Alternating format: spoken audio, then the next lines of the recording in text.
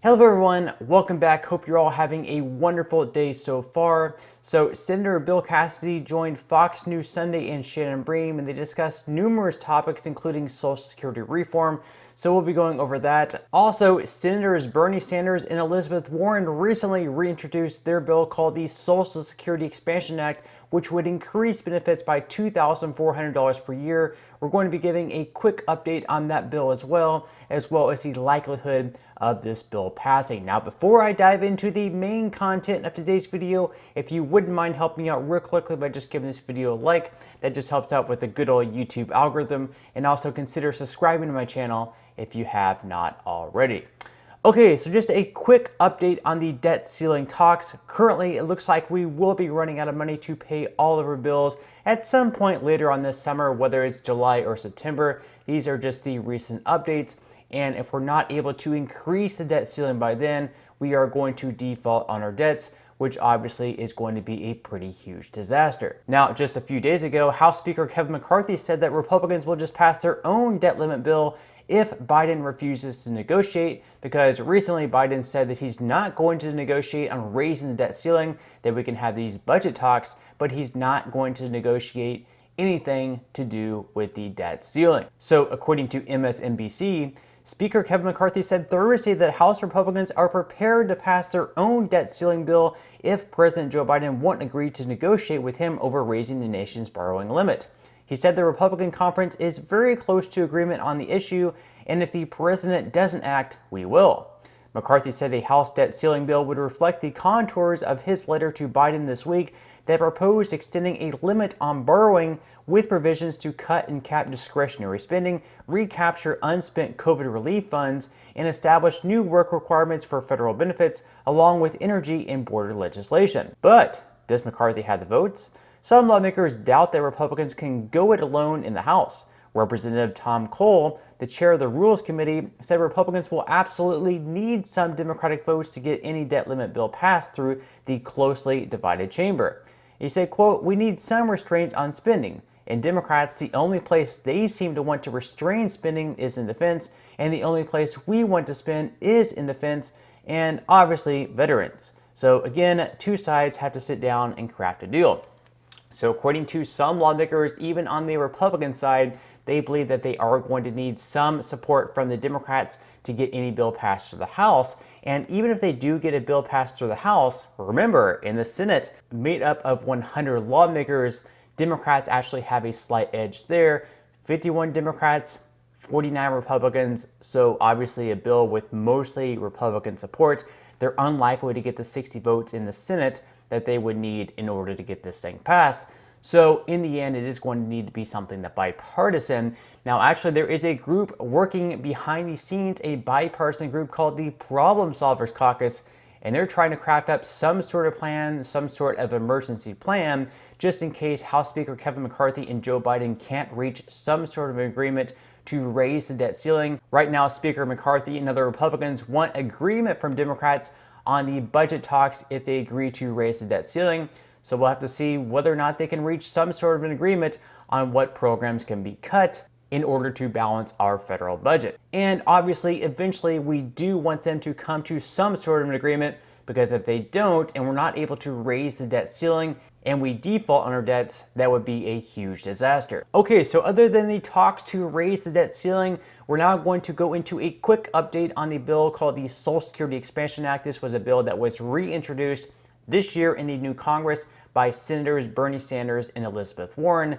So first off, before we go through the updates, we're just going to give a quick update on what all is in this bill, just so we have a pretty good idea. So straight from Bernie Sanders' website, it says that the Social Security Expansion Act would extend the solvency of Social Security for 75 years by requiring the wealthiest American households to pay their fair share of taxes. It would expand Social Security benefits across the board for current and new beneficiaries. Under this bill, Social Security benefits for current and existing recipients would be increased by $2,400 per year. So there we have it. It would be an increase for everyone of $2,400. That would be a $200 per month increase, which obviously would be very helpful. Now, other than that, it would also increase the cost of living adjustments. This bill would more accurately measure the spending patterns for seniors by adopting the CPIE, Older Americans, by and large, are not going out on spending sprees buying big screen TVs, laptops, or the latest high-tech gadgets. Rather, they spend a disproportionate amount of their income on healthcare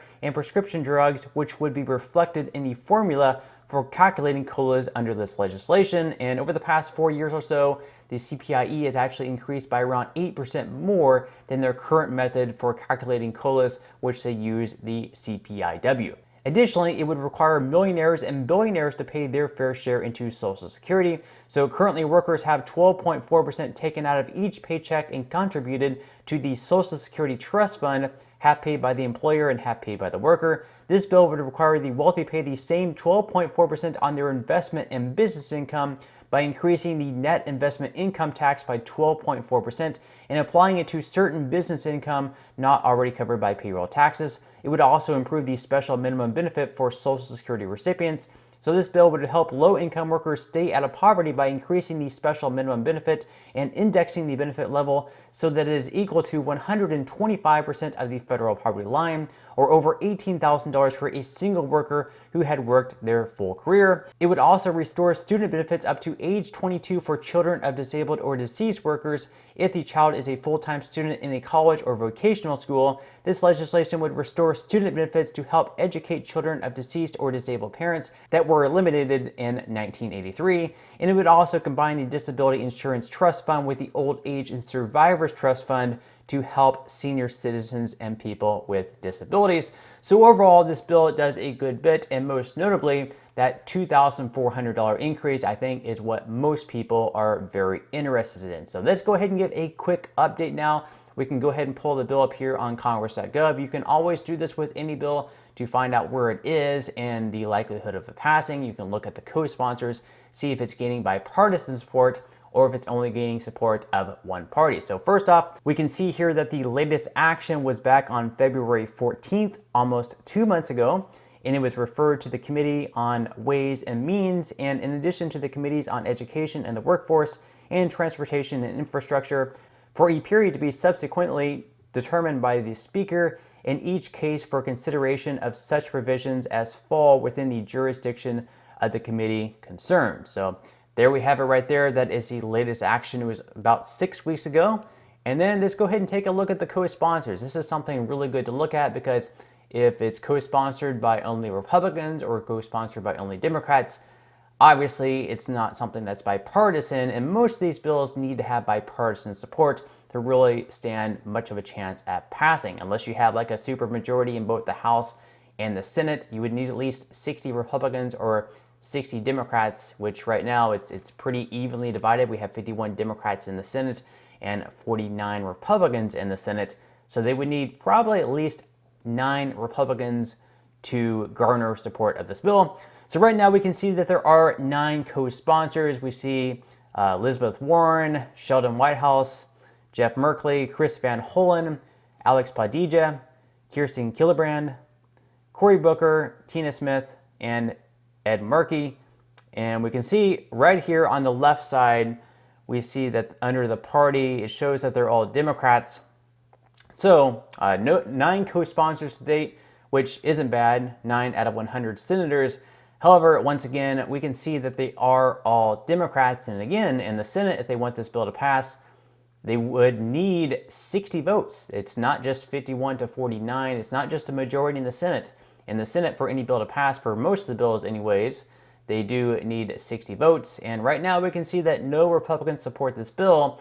So unless maybe Bernie Sanders can go to some Republicans and sort of make some modifications to this bill where it could actually garner some Republican support and we could still see that $200 per month increase or $2,400 per year, it is unlikely that the bill in its current form is going to stand much of a chance at passing, at least at this point in time, unless, again, they can gain a lot more Republican support. Now, as far as some other proposals go at saving Social Security and Social Security reform, Senator Bill Cassidy has actually been working with a group of bipartisan lawmakers kind of behind the scenes.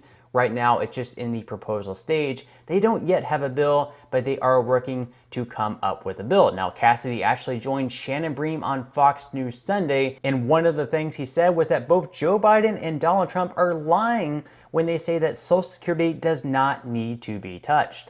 Watch. Number one. Number two, the president has a plan for Social Security, and his plan is to have no plan. He and, frankly, President Trump, former President Trump, are both telling the American people that there is no issue with Social Security and you don't have to do anything about it, because I think they think it's a political third rail. The third rail of Social Security should be allowing it to get a 24% cut. That's what's going to happen. And we've learned yesterday or Friday that it's going to happen a year earlier than it originally was going to. That should be the third rail. We should be working to prevent that 24% cut. And so far, the two leading candidates for either re-election or election are refusing to acknowledge. Yeah. So Cassidy is saying that Social Security beneficiaries will be receiving a 24% cut in their benefits if nothing is done within the next decade. Obviously, that's a pretty big problem. And he says that's what's going to happen, and that should be the third rail that should be prevented. And that the two leading candidates right now to be elected for the president in 2024 or possibly re-elected are both saying the same thing, that this is not a problem and that we should not be touching Social Security. Let's continue watching. To that point, you cite this. So the Medicare Hospital Insurance Trust Fund, we're told, insolvent by 2031. Social Security Trust Funds insolvent by 2034. But here's the deal. When we put this to the test, here's the polling that we just had in Fox News polling. We asked people about how to get our fiscal house in order. 71% of them say they want these programs to remain untouched. And you know how Democrats are going to play this. Here's a little bit of Congresswoman Ilhan Omar talking about this. Republicans have made it perfectly clear they do not want to govern. They would rather target vulnerable communities, scapegoat minorities. They would rather gut Medicaid, Medicare, Social Security, SNAP, and housing assistance that make sure people have the housing and health care they need. So Democrats are going to say you guys are going to rip apart entitlements. Our polling shows people are afraid for those programs to be touched. But at the same time, you touch on the insolvency that's coming and the automatic cuts that will come if you guys don't act. So how do you work against all of those tides to actually get a substantive conversation going? So, Shannon, you put your finger on it. If 71% of Americans don't want Social Security touched, per the poll you just quoted, under current law, if we do nothing, those benefits will be touched. They will be mashed down by 24% because this president and the leading Republican candidate refuse to take the issue on. Oh, they're going to be cut. People need their benefits. It's not just that they want them. For many, that's how they pay their bills. But under current law, it'll be cut by 24% because neither of the two leading candidates will take the issue on. That's frustrating, and that is working against the interests of the American people. That's what we should be.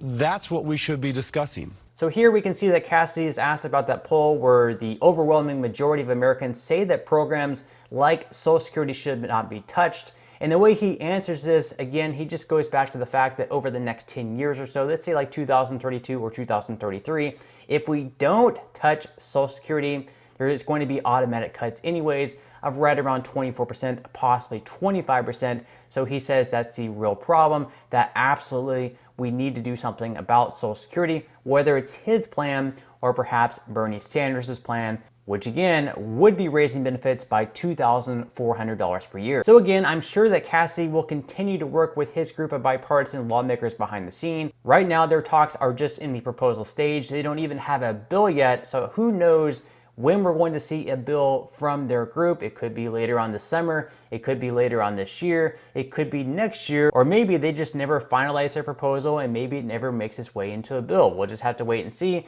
But if they ever do create some type of bill, then at that point they would still need to garner enough support from Republicans and Democrats to get it passed through the House, the Senate, and onto Joe Biden's desk. And who knows if they're even going to vote on the bill if it ever becomes a bill. So we'll just have to wait and see in the end. But that's all we have for today's video. I certainly hope that you enjoyed. If you did, again, I would greatly appreciate if you could give this video a like. Consider subscribing to my channel if you have not already, and I will see you in the next video.